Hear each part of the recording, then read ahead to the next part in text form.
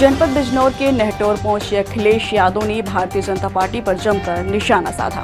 अखिलेश ने कहा कि आप सबसे सपा गठबंधन के प्रत्याशी मनोज कुमार के लिए वोट मांगने आया हूं। उन्होंने कहा कि पहले चरण में ही भाजपा की बोली नहीं होने आई।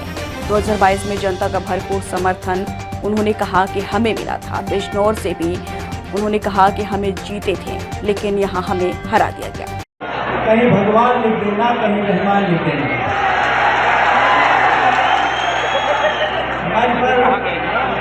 दर्शन शर्मा, दलितों, पिछड़ों, आदिवासियों, मुसलमान, ईसाई बहुत पार्टी हैं और समर समाज सबको साथ लेकर चलने वाले, सबको न्याय और इंसाफ देने वाले, शासन में सबको हक अधिकार दिलाने वाले कार्यकर्ता साथियों, और इस लोकतंत्र की सबसे बड़ी ताकत यहाँ की जमहूरियत जो इस मंच के सामने है, उसको मैं तहे दिल से शुक्रिया अदा करता हूँ।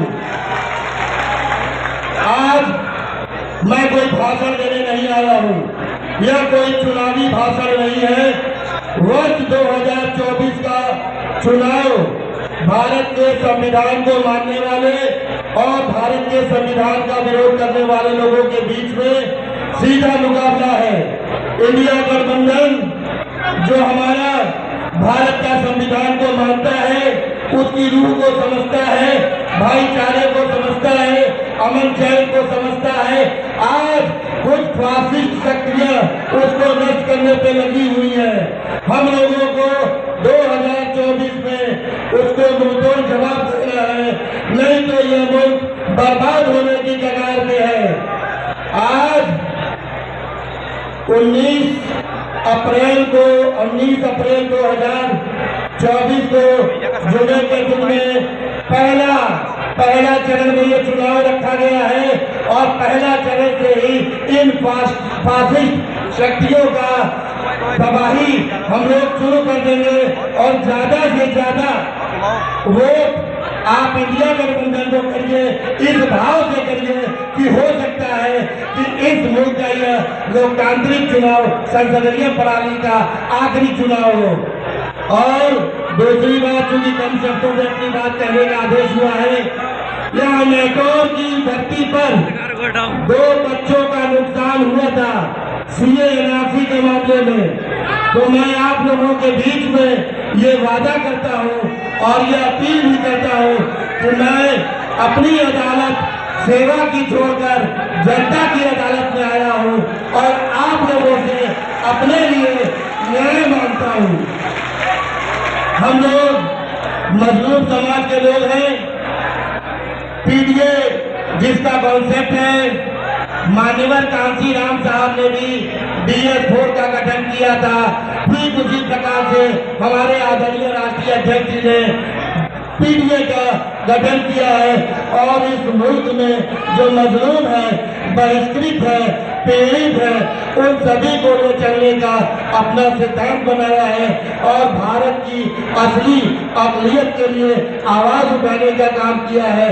हम लोगों को भी यह वादा करना होगा कि हम सभी को मिलकर आपको मजबूत करना है और नई दिल्ली में इन फासिस्ट ताकतों को 2024 में पीछे करना है। आप लोगों से एक मैं नारा लगाऊंगा, कम शब्दों में अपनी बात रखनी है। भाजपा भगाओ, भाजपा भगाओ, भाजपा भगाओ, इंडिया गठबंधन, समाजवादी पार्टी, अखिलेश यादव। बहुत बहुत शुक्रिया, बहुत बहुत आभार। जो इस त्योहार को बहुत खुशी और भाईचारे के साथ मनाते हैं, बहुत बधाई और शुभकामनाएं देते हुए एक भरोसे और संगीत के साथ आप सब मिलकर के समाजवादी पार्टी और इंडिया गठबंधन की मदद करेंगे। आप मदद करोगे कि नहीं करोगे? CBI का भारतीय जनता पार्टी के लोगों ने उन संस्थाओं का सहारा लेकर के और दबाव बना करके इन्होंने चंदा नहीं लिया है, चंदे की जगह वसूली करने का काम किया। 10,000 करोड़ के लगभग चंदा वसूल दिया और ये जो आज महंगाई दिखाई दे रही है, ये महंगाई किसी कारण नहीं है, बाजार के कारण नहीं है। ये जो बाजार में महंगाई दिखाई दे रही है, ये भारतीय जनता पार्टी की जनता वसूली की वजह से महंगाई दिखाई दे रही है। क्योंकि जिनसे इन्होंने छुट्टा लिया डरा के धमका के, उन्हीं लोगों को खुली छूट दे दी कि जाओ जो मुनाफा कमाना चाहते हो कमा लो। और उसका प्रमाण क्या है कि आज हमें और आपको महंगाई का सामना करना पड़ा।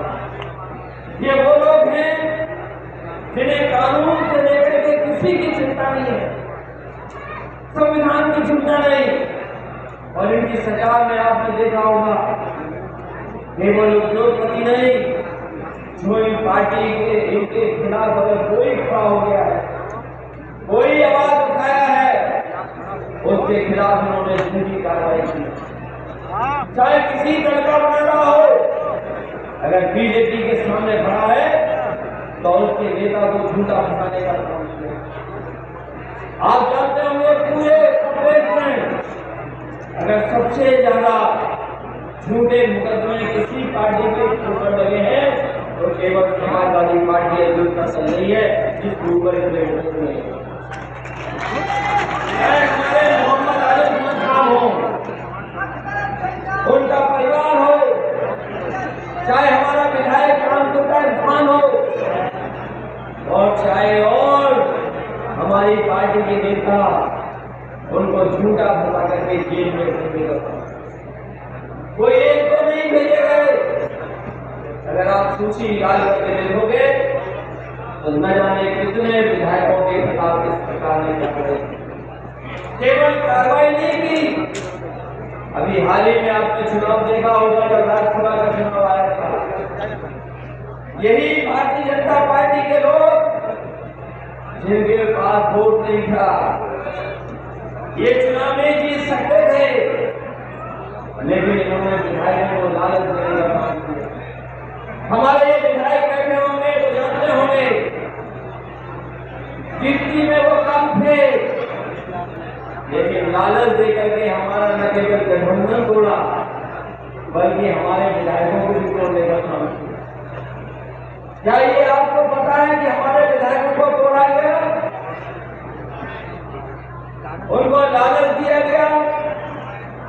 केवल विधायकों को लालच नहीं दिया गया है, जो हमारे गठबंधन में बड़े बड़े दल थे, उन्हें भी लालच देकर के तोड़ा गया।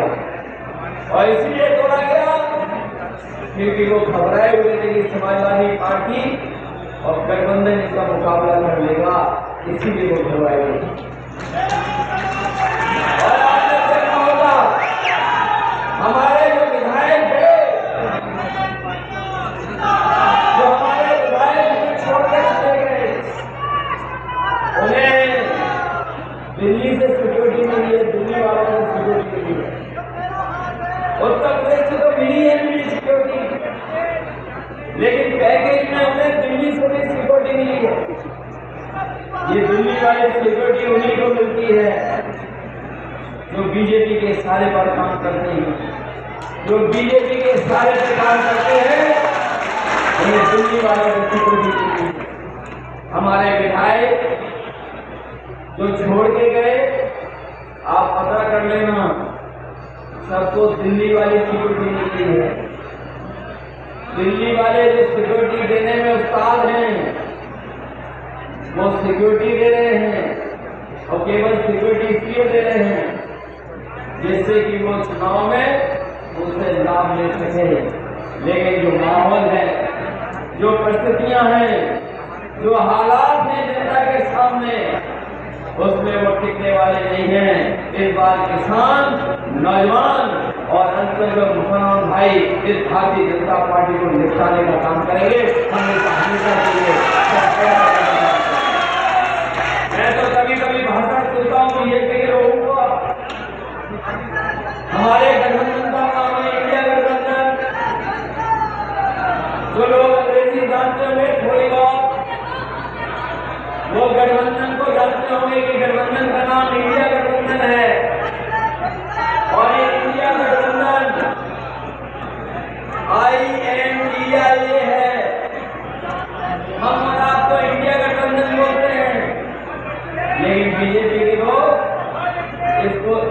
गठबंधन बोलते हैं।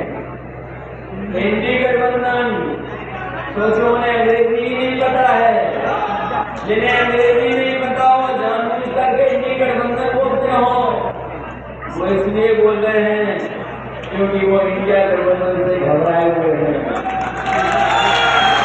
लोग चर्चा कर रहे थे कि ये गठबंधन नहीं होगा, ये गठबंधन चलेगा नहीं, इंडिया गठबंधन। लोग लखनऊ से लेकर के दिल्ली और दिल्ली से लेकर के पटना तक लोग इस बात की चिंता कर रहे थे कि ये इंडिया गठबंधन बन पाएगा कि नहीं बन पाएगा। मुझे याद है वो दिन जब बिहार के नेता ने इंडिया गठबंधन छोड़ा था। उस समय पूरे देश की पैर से लेकर के राजनीतिक दल ये चर्चा करने लगे थे कि इंडिया गठबंधन नहीं चलेगा। उसी दिन उसी रात समाजवादी पार्टी ने फैसला लिया और कहा कि उत्तर प्रदेश के गठबंधन में अगर हमें ज्यादा भी सीट देनी पड़ेगी तो हम सीट देंगे, लेकिन अपने इंडिया गठबंधन को बचाने का काम करेंगे। अगर देश की राजनीति में इंडिया गठबंधन को अगर किसी ने बचाया और जिसको आगे ले जाने का काम कर रही तो वो समाजवादी पार्टी है। और मैं जानता हूँ यहाँ पर बहुत सारे ऐसे लोग हैं जो ये चाहते थे कि इंडिया गठबंधन बन जाए, और इंडिया गठबंधन बन जाएगा तो हम भारतीय जनता पार्टी का मुकाबला करेंगे। इसलिए हम